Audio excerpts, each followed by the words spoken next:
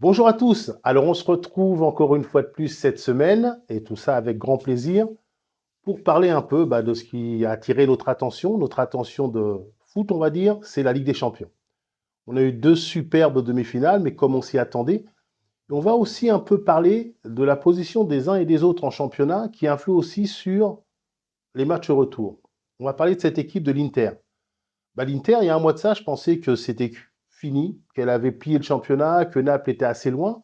Et finalement, ils ont fait un ou deux faux pas qui les obligent à les puiser dans leurs réserves en championnat, qui a obligé Inzaghi à faire des rotations en Coupe d'Italie. Ils ont été éliminés. Et là, effectivement, ils ont joué contre cette équipe du Barça. Ils ont été bons d'ailleurs, mais ils vont être obligés de jouer un match à couteau tiré ce samedi pour espérer revenir sur le Napoli. Donc, ils n'ont pas le temps de faire du turnover, ils n'ont pas le temps de faire tourner leur équipe.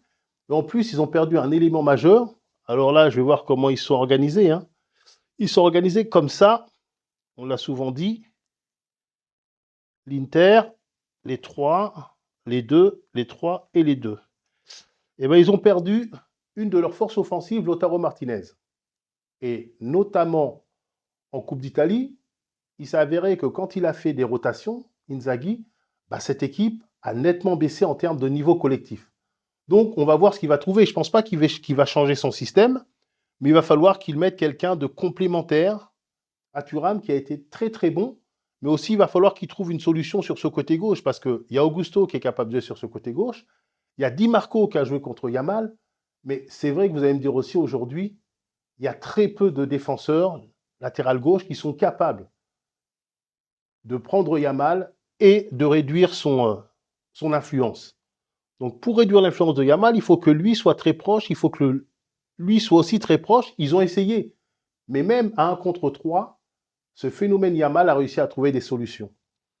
Et du côté du Barça, c'est un peu la même chose. C'est-à-dire que on a eu malheureusement, alors je ne vais pas dire que c'est le meilleur joueur du Barça, mais c'est un très bon joueur du côté du Barça, qui est organisé comme ça. On a perdu Koundé sur le côté droit.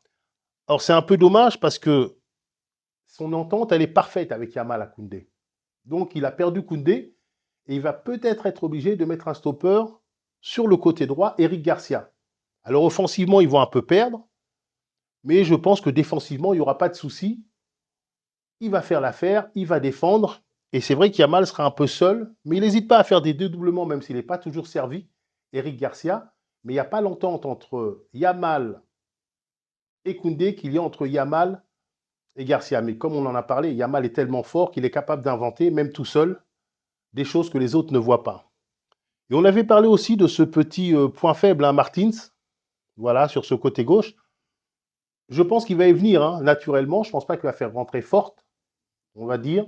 Hansi Flick, il va faire jouer 4 stoppers, à mon avis. Koubarsi, Araujo, Inigo et Garcia, qui sont 4 stoppers. Il a sorti effectivement, il n'a pas été si mauvais que ça, Martin. Mais dans ces matchs-là, ne pas être si mauvais que ça ne suffit pas. Il faut être à la hauteur et il lui en manque un peu pour jouer ce genre de match. Déjà en championnat, on l'avait dit, Martin, ça a été un peu en difficulté. Et le problème du Barça, c'est que eux non plus, effectivement, ils sont dans une situation plus favorable que ne peut être l'Inter. Ils ont 4 points d'avance sur le Real Madrid. Ils les ont battus dernièrement. On va voir. Peut-être qu'Hansi Flick va se permettre ce week-end, comme il joue contre le dernier du championnat, de faire des rotations pour garder quelques joueurs frais. Est-ce qu'il le regrettera par la suite si jamais il vient à se faire accrocher en championnat? Mais même s'il est accroché en championnat, il lui restera toujours à minima un point d'avance s'il se fait battre, ce dont je doute énormément, ou 2 points d'avance si il fait un match nul et il aura derrière le Classico à jouer qu'il compte véritablement gagner. On sait qu'ils ont battu 3 fois le Real Madrid cette année, donc ils ont véritablement pris un ascendant mental, mais méfiance tout de même, mais c'est toujours dur quand tout n'est pas joué en championnat. Pour l'autre demi-finale, on a deux équipes qui sont débarrassées de tout souci au niveau du championnat. C'est-à-dire le Paris Saint-Germain qui a déjà gagné depuis quelques semaines ce championnat, donc il va pouvoir se permettre de faire tourner ce week-end et d'avoir toute la fraîcheur voulue pour affronter cette équipe d'Arsenal. Ils ont quand même malmené Arsenal, ils ont résisté en seconde mi-temps, mais globalement leur victoire n'est pas usurpée aux Parisiens. Je pense que c'est une belle machine. J'avais mis devant le Barça favori. Derrière Paris, Real, maintenant c'est quand même Barça favori, Paris qui s'en rapproche énormément, et les deux autres derrière, on va dire. Arsenal et l'Inter, c'est à eux de déjouer les pronostics, ces équipes d'Arsenal et l'Inter. Pour le moment, Paris a pris un ascendant, et c'est très très serré entre l'Inter et le Barça. Du côté d'Arsenal, qu'est-ce qui peut changer au match retour? Ils n'auront pas un autre avant-centre. Si, ils auront peut-être Merino qui repassera ici, alors qu'on sait que son poste, c'est quand même d'être dans les trois du milieu de terrain, Merino. Mais ils vont avoir Partey qui va jouer ici, Rice qui va jouer ici et Odegaard qui va jouer ici. Donc, on va voir si le fait d'avoir un milieu de terrain plus compact avec Partey qui va amener sa force, sa capacité à récupérer les ballons, eh ben, ils auront aussi d'autres atouts offensifs parce que sur le match aller, Rice avait ce positionnement-là. Donc, le Rice que l'on connaît, qui est capable avec ses courses de venir faire souffrir l'adversaire, de venir créer des brèches, de venir aussi jouer avec l'avant-centre, avec Merino, ou de venir combiner de ce côté avec Martinelli, il n'existait pas lors du match aller. Parce qu'il était confiné à des tâches un peu plus défensives. Ça ne veut pas dire que Merino n'est pas un bon joueur, c'est quelqu'un qui sent le jeu, mais depuis quelques temps, on a l'habitude de le trouver là, et il crée des soucis par ses déplacements, Merino. Même si je pense que l'an prochain, Arsenal fera autrement et prendra véritablement un avant-centre qui va valider tout le travail collectif de cette excellente équipe. Donc, voilà, on a fait un petit peu le tour de ces deux demi-finales. On va se projeter un peu plus loin sur ce qui peut arriver sur la fin de saison ou sur la saison prochaine. On va passer d'un sujet à un autre, mais on parle un peu des transferts chez les entraîneurs, transferts chez les joueurs. Voilà, il y a des joueurs qui vont exciter le marché, on va dire. Je pense à Wirtz, dont on avait parlé la semaine dernière. On ne sait pas trop où il va partir. Xabi Alonso, son entraîneur, on pense qu'il va partir au Real. Mais en tout cas, il y aura une chasse à l'avant-centre parce que Arsenal a besoin d'un avant-centre référent. City a déjà son avant-centre référent.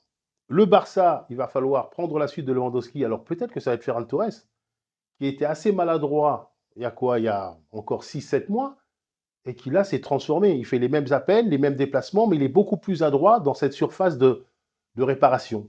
Le Real Madrid, dont j'avais parlé, va peut-être chercher un avant-centre référent, donc ça va jouer entre des joueurs comme Gyökeres. Manchester United cherche aussi un avant-centre. Donc il y a des équipes qui vont changer, des effectifs qui vont changer, et des joueurs qui vont être très, très demandés. Wirtz, Gyökeres, et on n'en parle pas beaucoup parce qu'il a raté sa saison, mais la saison d'avant, il avait été très bon, un avant-centre comme Boniface. Je pense aussi à Guirassy qui voudra rejouer la Ligue des Champions, même si Dortmund est en passe de se qualifier peut-être. Il faut qu'elle gagne tous les matchs qui restent, mais la tendance est plutôt à ce qu'elle se qualifie, parce que ce week-end leur a été très favorable. Donc voilà, j'ai quand même hâte de voir comment va se terminer cette Ligue des Champions déjà, parce qu'après on pourra faire un bilan, et le remodèlement des différents effectifs. Après, on va parler aussi de celui qui, pour moi, est le crack, le cadeau, appelez-le comme vous voulez, c'est Yamal. C'est un joueur qui va nous régaler sur les 10-15 prochaines années, qui fait des choses que les autres ne peuvent pas faire, qui voit des choses que les autres ne voient pas. On en parlait, c'est un peu un joueur qui s'amuse et c'est un numéro 10 excentré. C'est-à-dire, sur son côté droit, c'est lui qui anime le jeu offensif. Alors, j'oublie pas non plus que Pedri est le régulateur du milieu de terrain, il est très bon. Mais Yamal, c'est comme une pépite. C'est un joueur, je ne sais pas si on en reverra beaucoup ces prochaines années, mais on en a vu très peu ces dernières années. Parce qu'il a un talent rare et un talent qu'on aime voir et qu'on veut voir s'exprimer sur les terrains. Donc, on a un peu parlé de Ligue des Champions, on a parlé des joueurs, on a parlé des effectifs de l'an prochain. Donc, on va déjà voir ce qui va se passer ce week-end et j'ai hâte de voir les matchs retour en Ligue des Champions.